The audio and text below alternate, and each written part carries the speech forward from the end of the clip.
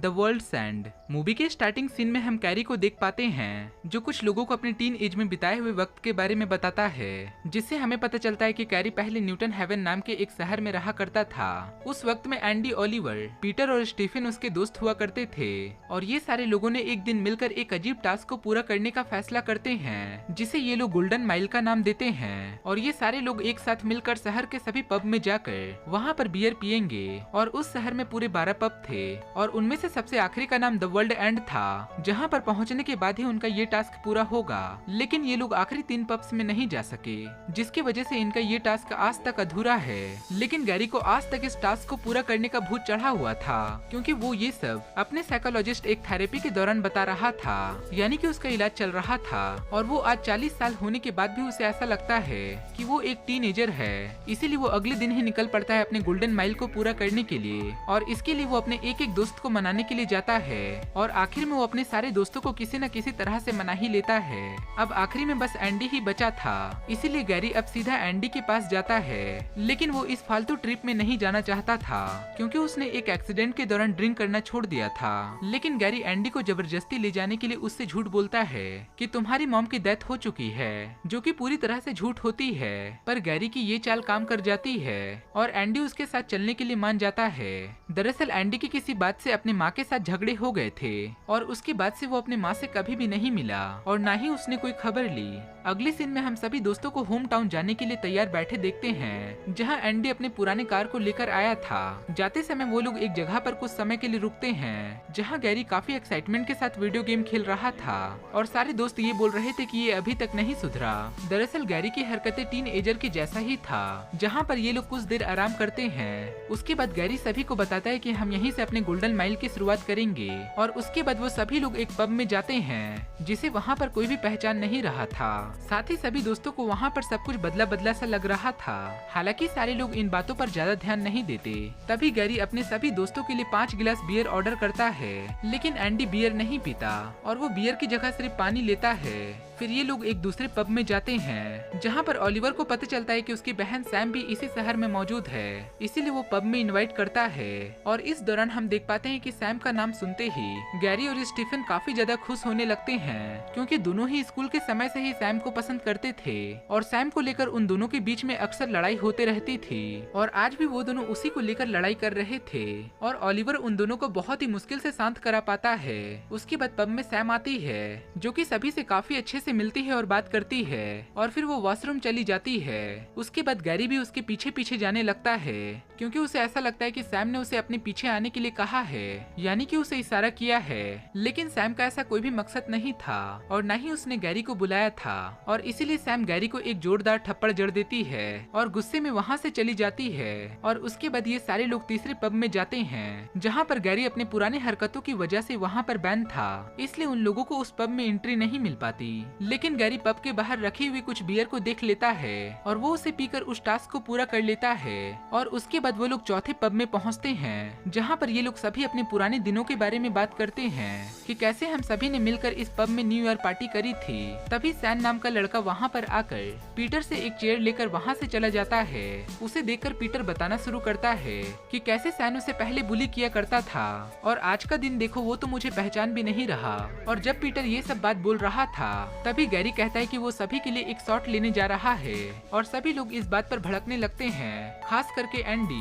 और सभी से गैरी नाराज होकर वॉशरूम चला जाता है, लेकिन उसने वहाँ पर अपना फोन छोड़ दिया था, जहाँ पर एंडी की मॉम की कॉल आ रही थी। और गैरी पहले ही एंडी को उसकी माँ के मरने का झूठी खबरें बता चुका था और उसे यहाँ पर लेकर आया था, इसलिए एंडी को उस पर काफी ज्यादा गुस्सा आ रहा था, जिसे सभी दोस्त संभालने की कोशिश करते हैं। लेकिन एंडी गैरी से काफी ज्यादा नाराज था। वहीं दूसरी ओर वॉशरूम में गैरी की एक लड़के से लड़ाई होने लगती है, जिसे वो गुस्से में काफी जोर से मारता है और इस वजह से उसका सर धड़ से अलग हो जाता है और हम देख पाते हैं कि उसके धड़ से नीले रंग का ब्लड निकल रहा था। पर उससे पहले गैरी कुछ भी समझ पाता, वहाँ पर एंडी आकर गैरी को बुरा भला बोलने लगता है, क्योंकि गैरी ने उसे उसकी माँ के बारे में झूठ बोला था। और उसी दौरान अचानक से वहाँ पर वो लड़का खड़ा हो जाता है, जिसका सर अभी भी जमीन पर ही पड़ा था। और यहाँ पर हमें पता चलता है कि उस शहर में जितने भी लोग थे वो एक रोबोट जैसे चीज में बदल चुके थे थे और उस लड़के के उठने के बाद वहाँ पर और भी उसके कई सारे साथी आ जाते हैं और देखते ही देखते उन सभी में लड़ाई होना शुरू हो जाता है। और यहाँ पर हम देख पाते हैं कि ये रोबोट जैसे चीज गैरी और उसके दोस्तों पर भारी पड़ रहे थे। उसके बाद एंडी, स्टीफन, पीटर और ओलिवर और गैरी सभी रोबोट्स को बुरी तरीके से मारते हैं और तभी उन्हें पता चलता है कि ये रोबोट जैसे चीज इन्होंने इस टाउन में अपनी जगह ले ली है और इन्हें अब ब्लंक्स के नाम से जाना जाता है। अब गैरी के साथ साथ उसके सभी दोस्त बाहर आते हैं और तभी वहाँ पर उन लोगों को एक पुलिस वाला मिलता है जिससे इनकी मुलाकात पहले भी हो चुकी थी। वो उन लोगों से उसके गोल्डन माइल पूरा होने के बारे में पूछता है जिस पर गैरी उसे ना बोलकर जवाब देता है और उसके वहाँ से जाने के बाद गैरी सबसे कहता है कि हमें अपना टास्क पूरा करना चाहिए ताकि इन लोगों को हम पर बिल्कुल भी शक ना हो, क्योंकि अगर इन लोगों को पता चल गया कि हम इनमें से एक नहीं है तो ये रोबोट जैसी चीज हमें नुकसान पहुंचाने की कोशिश कर सकते हैं। इसलिए गैरी के दोस्त उसकी बातों को मान करके अगले पब के लिए निकल जाते हैं जहाँ पर पब में मौजूद सभी लोग उसे बहुत ही अजीब तरीके से देख रहे थे। साथ ही इनकी मुलाकात एक सैफर्ड नाम के एक व्यक्ति से होता है जो ब्लैंक्स के बारे में बताता है कि ये लोग किसी तरह के कोई रोबोट या फिर इंसान नहीं है बल्कि ये सभी एलियंस है जो इंसानों का जगह लेकर उसे और भी ज्यादा डेवलप करने के लिए आए हैं ताकि इंसान भी गैलेक्सी में मौजूद बाकी के प्राणियों की तरह तरक्की कर सके। लेकिन सैफर्ड अभी तक इन एलियंस से किसी तरह से बचा हुआ था। तभी ये सभी अगले पब के लिए निकल जाते हैं जहाँ पर सैम भी अपने दो दोस्तों के साथ आई हुई थी। तभी गैरी एक बार फिर से सैम को वॉशरूम में लेकर जाता है और उसे सच्चाई बताने की पूरी कोशिश करता है और वो जिसके साथ इस पब में आई है या फिर इस शहर में जितने भी लोग हैं वो सभी एलियंस हैं। मगर सैम यहाँ पर उसकी ये बातों को बकवास समझ रही थी, इसीलिए वो उसे दूसरा थप्पड़ भी जड़ देती है और वो वहाँ से चली जाती है। हालांकि वॉशरूम से बाहर निकलने के बाद सैम के दोनों दोस्त अपने असली वाले एलियन रूप में आकर उस पर हमला कर देती हैं और उसी दौरान गैरी उन लोगों को देख लेता है और वो दोनों एलियन से लड़कर गैरी उसे मार डालता है, जिसके बाद सैम को भी गैरी की बातों पर बिलीव हो जाता है। उसके बाद ये सारे लोग अगले पब में पहुँचते हैं जहाँ पर सभी को डांस करता देख गैरी, एंडी और पीटर डांस करने लगते हैं। वहीं दूसरी ओर स्टीफन की मुलाकात एक आदमी से होती है जो उसे बताता है कि ये एलियंस इंसानों को और भी ज्यादा डेवलप करना चाहते हैं और इन सब के पीछे एक बहुत बड़ी शक्तिशाली एलियंस एंकीटेक का हाथ है जो कि लोगों के डीएनए की मदद से उनका जगह ले सकते हैं। और उनकी ये बातों को सुनकर स्टीफन सभी लोगों से कहता है कि हमें इस शहर को जल्द से जल्द छोड़ देना चाहिए। लेकिन ओलिवन सभी लोगों से इस टास्क को पूरा करने के लिए कहता है, जिसके बाद गैरी को उस पर शक होने लगता है। लेकिन सभी लोग उसकी बातों को मानकर अगले पब के लिए निकल जाते हैं जहाँ पर उन सभी को उसके स्कूल प्रिंसिपल मिलते हैं जो कि वो सभी लोगों को समझाते हैं कि एलियंस हमारे भले के लिए ही कर रहे हैं और वो हमें विकसित करने के लिए आए हैं और हम लोगों को भी उनका साथ देना चाहिए। इस बात पर ओलिवर लगातार उनसे हाँ में हाँ मिला रहा था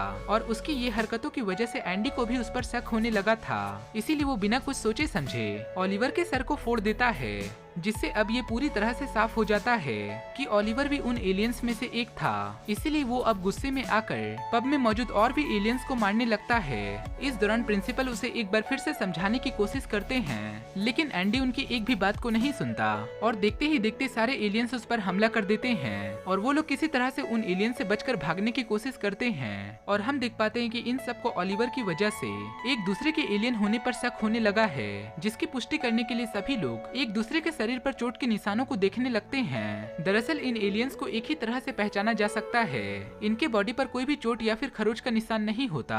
यही कारण है कि ये लोग ऐसा कर रहे थे।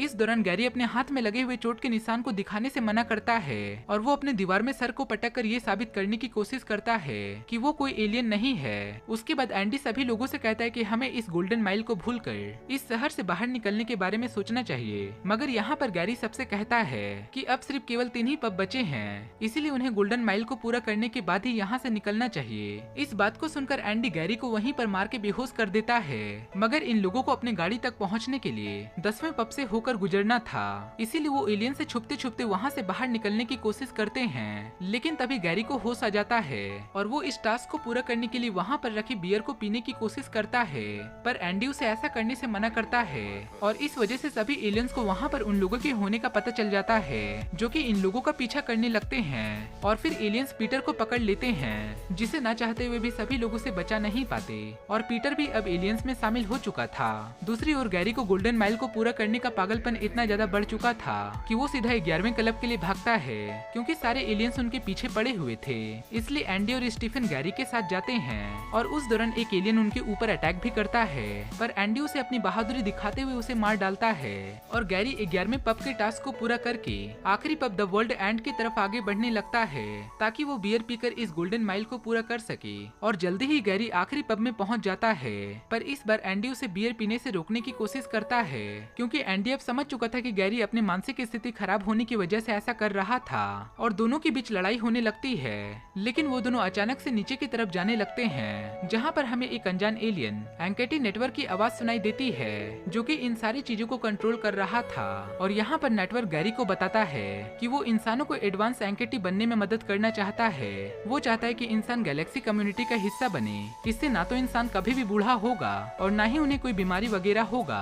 आगे नेटवर्क गैरी को ब्लॉक बनने का ऑफर देते हुए उसे बचपन की टीन एज वाली बॉडी दिखाता है और उससे कहता है कि अगर तुम चाहो तो इसी तरह से पूरे जीवन भर जवान दिख सकते हो, जो कि तुम ऐसा चाहते भी हो। अब नेटवर्क की इस डील को गैरी ठुकरा देता है और वो कहता है कि हम इंसानों को किसी की भी जरूरत नहीं है और इंसान किसी भी परिस्थिति में खुद लड़कर उससे बाहर निकलने में सक्षम है। गैरी की इस बातों को सुनकर नेटवर्क पृथ्वी को छोड़कर जाने के लिए तैयार हो जाता है। दरअसल गैरी ने एक तरह से नेटवर्क को अपने बातों में फंसा लिया था। अब नेटवर्क के जाते ही यहाँ पर एक काफी तेज धमाका होता है, जिसके बाद एंडी, स्टीफन और गैरी को सैम सही सलामत बचा लेती है। नेटवर्क के वापस जाने के तुरंत बाद ही सभी लोग उसके गुलामी से आजाद हो जाते हैं और इसी के साथ ही ये मूवी यहीं पर समाप्त हो जाती है।